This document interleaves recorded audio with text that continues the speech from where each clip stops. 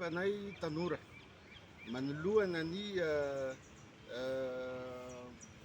afatra zay émission nataony président-ny Assemblée nationale omaly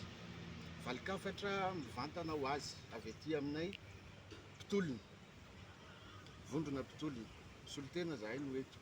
hoe azay tantarana valala maty zahay fa ny zavatra misy ankehitriny tompoko dia c'est la même pratique ohatrany tamin'ny zavatra nataon'ny Rajoelina ihany no pratique ataony président-ny Assemblée nationale ankehitriny zany hoe ny olona zany no niova fa pratique maninona dimbiasindreo ihany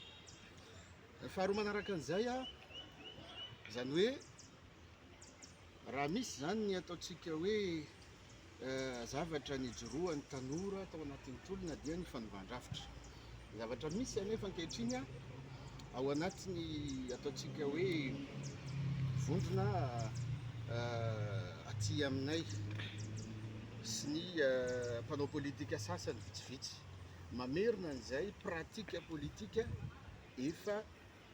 tsy nanova ninona teto amin'ny firenena zay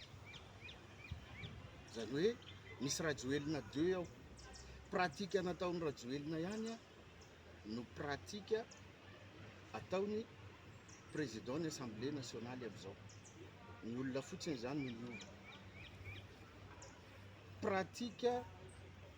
ohatrany nataon'ny Naivo Raolidinina ihany mialatsiny manolo ny anarana tompoko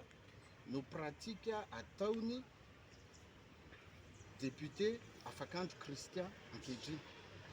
zany hoe olona fotsiny zany no niova fa ny pratika mitovy ihany c'est la même pratique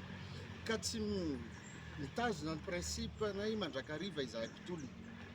idéologie ny amin'ny hoe ny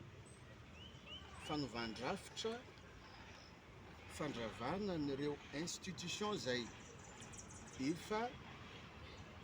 tsy nahitany malagasy tombontsoa tsy nahitany malagasy mangirana nandritra an'izay 12 taona mba tsy tenenantsika hoe 10 taona maherina azahoana fahaleovantena zay ka eto zahay dia mbola mandamafy hatrany ny fanohanana ny principe ny président colonel Mikaely zay filohan'ny fanavaozana ny république ankehitriny ny amin'ny hoe mitaky izy ny fanovana rafitra indrindraindrindra no mafisiny tamin'ny fanambarana voalohany natao ny fandravana an'ireo institution zay tsy nahitany malagasy mangirana ireo raha nahavita asany ireo député ireo na ireo Assemblée nationale ireo dia tsy nisy Gen Z Gen Y na ny Gen X na ny tanora pitolona ho nidina an-dalambe mihitsy ny teto ho nanala ny Rajoelina sy ohatran'izay fa pirapetsapetsa reo olona reo ary tompona andraikitra reo olona reo am'izao famotehana ny firenena zao zay no antony mbola mahatonga anay tanora rehetrarehetra mitaky ny amin'ny hoe fandravana an'ireo institution reo ary anisan'izany ny Assemblée nationale koa ataoko angambany fa tsy mbola nisy pitolony nivaona tam'izay foto-kevitra zay tam'izay principe zay mandrakity androany aza toloranareo hoditra akondro ny filohan'ny fanavaozana fa lasa ny zavatra misy ankehitriny